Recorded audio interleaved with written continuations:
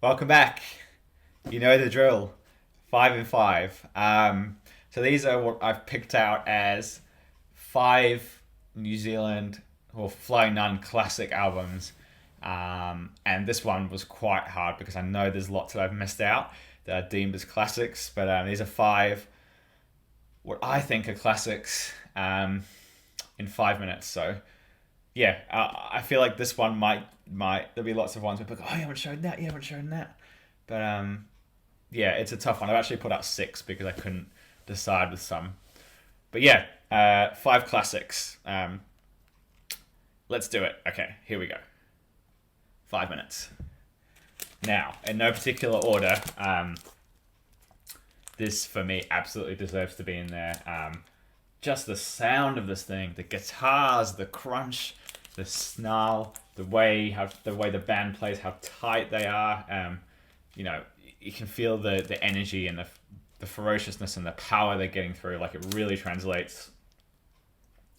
Yeah, spick and span. If you haven't heard the Gordons, that will do it for you. I think this is an extraordinary release, not just in the scheme of New Zealand and New Zealand music, but I think it should be acclaimed internationally. I had lots of friends when I was living in Melbourne that were really, really into this.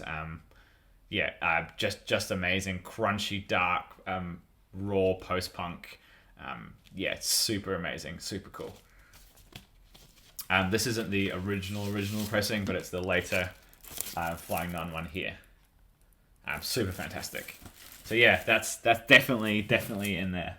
I couldn't go past this one, which has been reissued, I think, by Flying Out a few years ago, just because it's an amazing way to get the earliest chill stuff. This is the Kaleidoscope World compilation. This is basically a comp of all the early singles. So you've got Pink Frost, Hidden Bass, Satin Doll, Rolling Moon.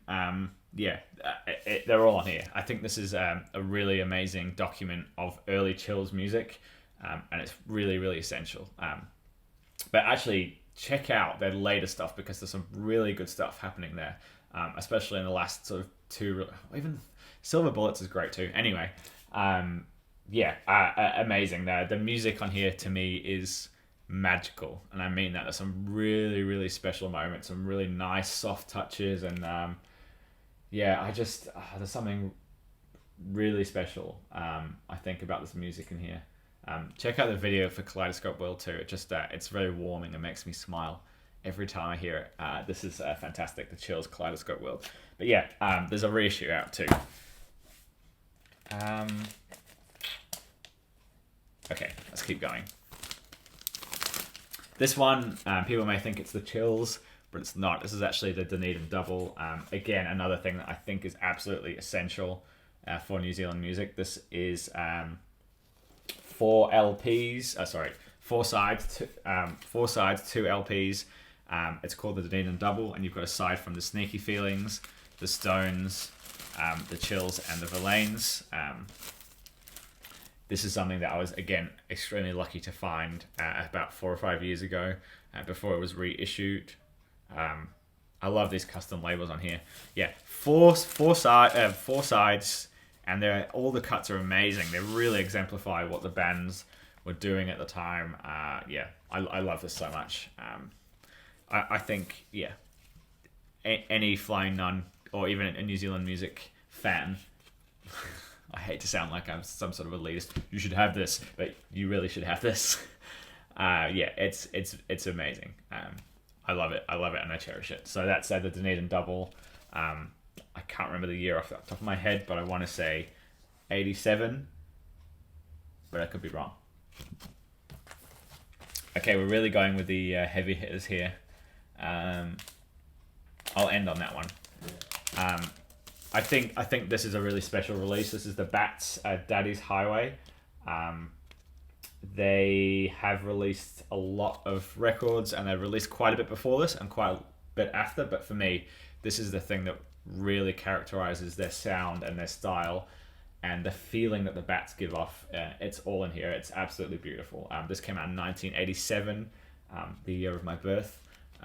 There's a couple of big tracks on here that you probably may have heard, which is North by North and Block of Wood.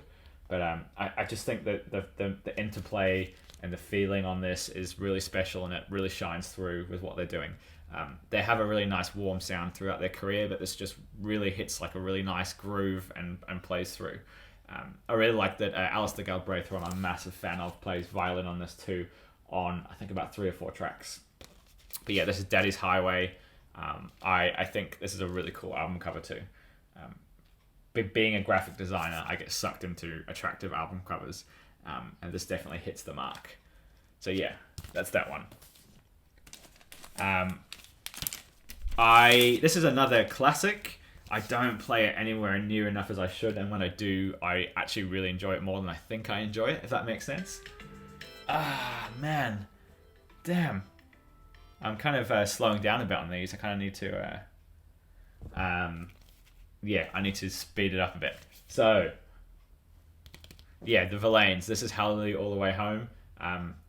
It's one of those albums where it takes me a while to get into it, but by the time I finish the second side, I am all in. I'm loving it. I'm nodding my head. Some beautiful, beautiful constructed songs on here. Some, I don't want to say prog is not the right word, but you can tell there's a lot of, I guess maybe progressive folk influences, lots of strange time structures and speed changes, and lyrics that sort of move in a way that it almost takes you along for the ride. I can't really explain it any different than that, but the way the songs move forward and slow down, there's a real like pace and movement and some really intellectual lyrics and construction behind it. I can tell these guys had a lot going on from the very beginning. I think this is a really special record. Hallelujah All the Way Home. The Verlaines. Okay, I had to end with this. I do have 2 copies of this, and I've pulled out the later one, but I do have an original pressing somewhere over there. But this is Buddha Buddha Buddha by The Clean. This was my real entry point into New Zealand older music, I guess, stuff, the Flying Nun stuff specifically. I think it is for a lot of people, but Anything Could Happen probably is it's probably more Point That Thing. It's probably the one people hear more. But that is an absolutely amazing thing. I have a specific memory of having burning a CD, and it started off with Point That Thing, and the second track was I Want to Be a Dog by Iggy and the Stooges, and just that 1-2 combo was super amazing for me. Anyway, this is a really, really special thing. It's just a perfect EP. Billy 2, thumbs off. Anything Could Happen. Sad-Eyed Lady, Point That Thing. I think it's an incredible piece of New Zealand music and amazing artwork too. All right, I'm very conscious of going over the time limit here, so I'm going to wrap that up. I was going to say, let me know what you think I've missed, but I know the stuff I've missed. I could almost do this and we'll pull out some from here, and there'll be classics in there too. It's such a rich history and rich back catalogue. I don't know. Anyway, that brings us to the end. Thank you again. Thank you for watching. I really hope you enjoyed this, and I hope you're enjoying the series. I'm having a lot of fun thinking about these records and what I'm going to pull out and what I want to say about them. It's been quite inspiring to do. But yeah, cheers guys. Thank you.